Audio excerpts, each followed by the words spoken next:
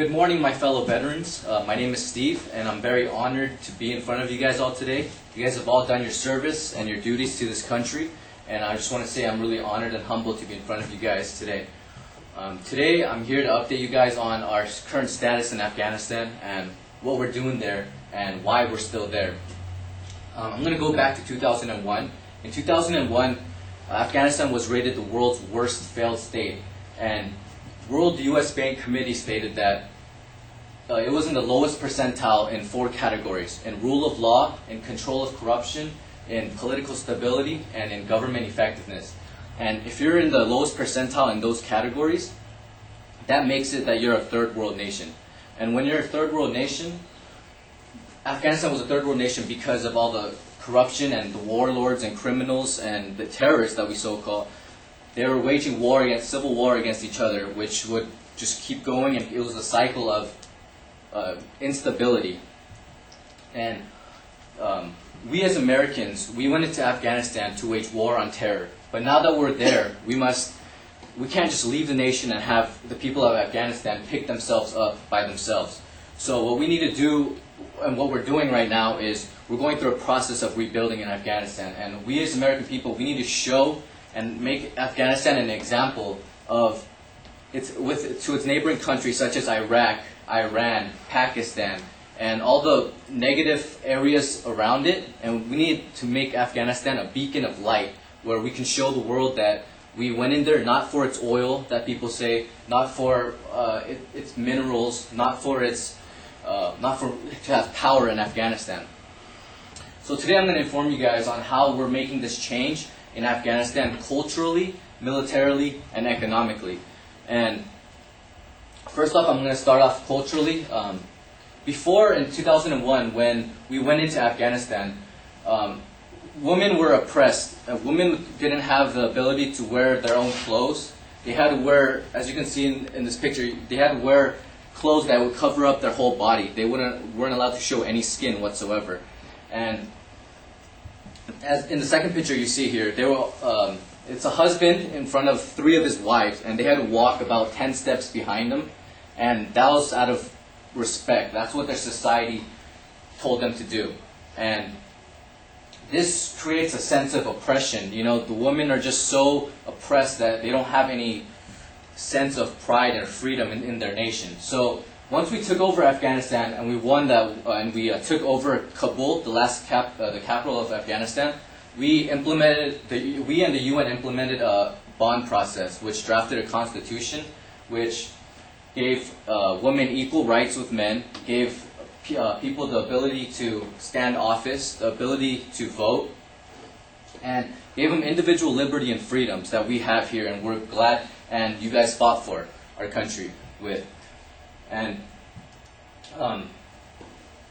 secondly, with this constitution, we gave the Afghan people a sense of pride, a sense of well-being, and a sense of positivity so they can grow in the future and not feel that oppression that they have for so many years because of all these corruptions and all these terrorists. Secondly, I'm going to inform you guys on how we have helped Afghanistan militarily. How we've helped Afghanistan militarily is we have about 140,000 soldiers, 134 to 140,000 soldiers as of now that are trained and in active duty. We have about 50,000 in the police force and about 10,000 that are training throughout continuously. We have about 7 corps in our army, and in those 7 corps there's about 3 or 4 brigades, and in those 3 or 4 brigades we have about 3 or 4 infantry divisions that are located in each of Afghanistan's 7 major cities. So we have 7 corps in the 7 major cities that are helping to protect that area, and the police force to help that area.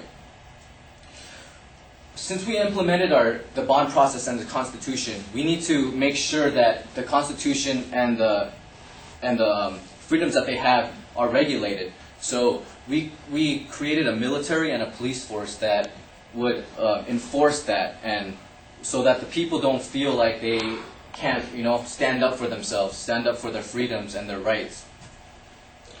And we created that sense of stability and security for those Afghan people. The next thing I'm going to inform you guys on is how we have helped them economically and how we're going to keep helping them economically.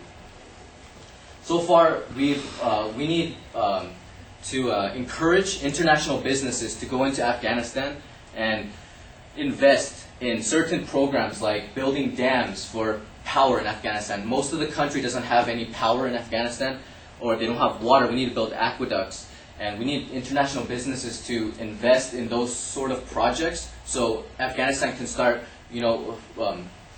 bringing in their own money and cash flow. We also need to implement textile factories and food manufacturing so that they can create their own food and clothes and create jobs out of all of these sort of financial aspects.